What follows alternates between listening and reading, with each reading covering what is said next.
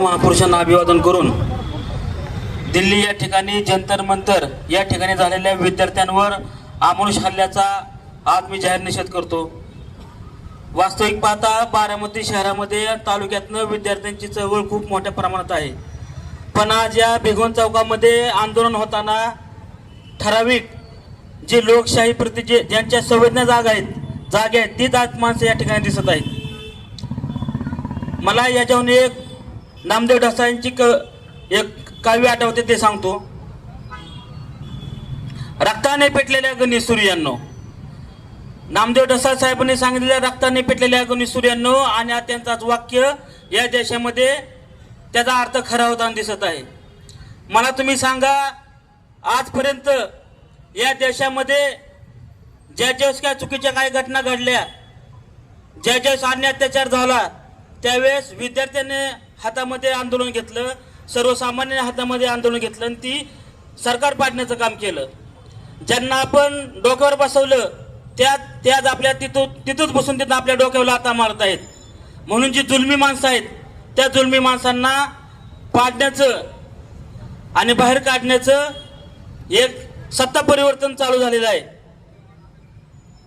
खऱ्या अर्थानं काशीराम साहेब म्हणले होते की या देशाचा पंतप्रधान जोपर्यंत माझा मागमार समाजातला होत नाही तोपर्यंत या देशाला न्याय मिळणार नाही।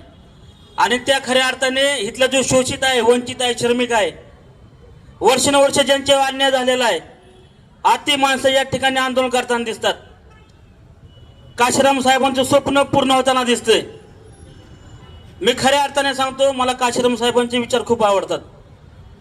मी त्यांची पुस्तकं सतत वाचत असतो आणि त्यांच्या वाचनातून आम्हाला आमच्यासारख्यांना प्रेरणा मिळालेली आहे।